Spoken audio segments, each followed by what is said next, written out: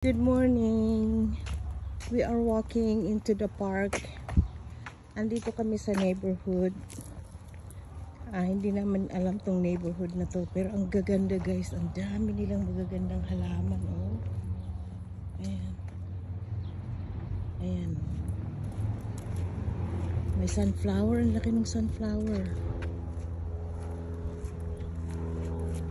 Ang maganda dito sa neighborhood nila, makikita nyo open yung kanilang mga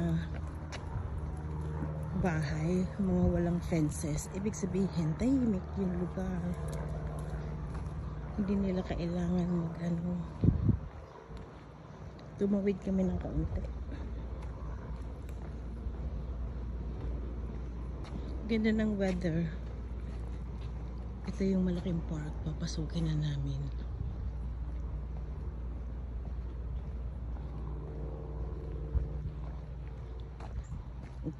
Talaga, preserve nila yung mga malalaking puno dito. 100 years na yata yung mga yan. Yung mga punong yan. Tahimik yung neighborhood nila. Tawid na kami. Dito, Han. Mayroon siyang just we have to get into the park. Dadaan namin yung ayan, dito na kami. Ganda. Diba? Ayan. Iikot kami. Galing kami dyan sa area yan. Tapos dito na kami. Malaki daw to. So tingnan natin kung how many miles yung aming lalakad. Ganda ng puno, oh. Ayan, oh.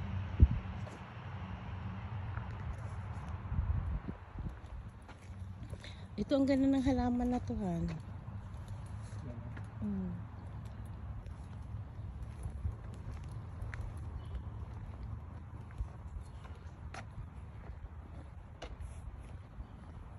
Washington. Kinuha namin yung address, baka kami division in Washington. Baka kami maligaw. Pasukin natin tong area to sa gitna.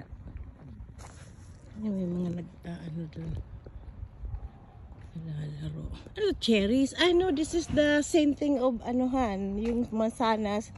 This is a small mansanas. Oh, yeah. Mansanitas. Tingnan nyo guys. Ayan, oh. Merong ganyan yung ate ko doon sa Burien. Pitasin natin. Ayan guys, small mansanas. Matamis din to. So, tikman natin.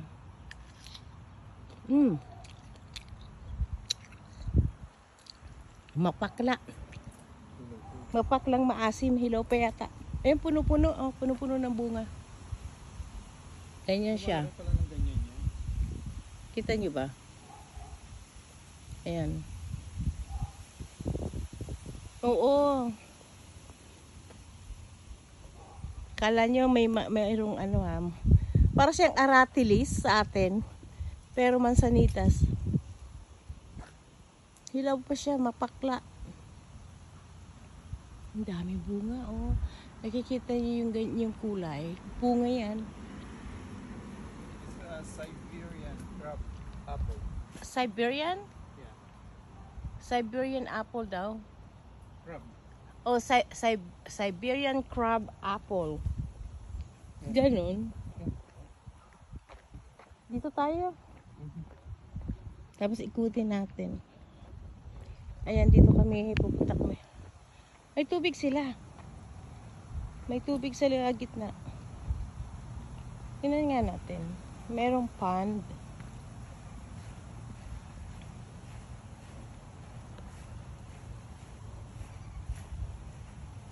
Merong dito.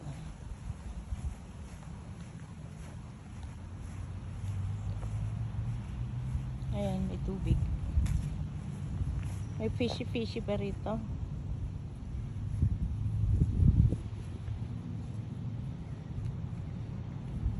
ano lang ng duck yan.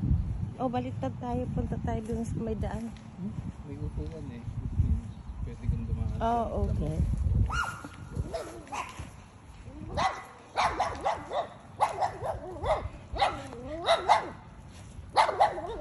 Matapang yung mga aso. Ang liliit naman. Yung mga asong to. O, ayan guys. So, neighborhood. Napapagitnaan, nasa gitna ng neighborhood tong park na to. Kita niyo yung gaano kalalaki yung puno. It means that's 100 years na mga puno na yan. Ayan, ang ganda. Sarap ng hangin dito. Okay, yun lang guys. Bye!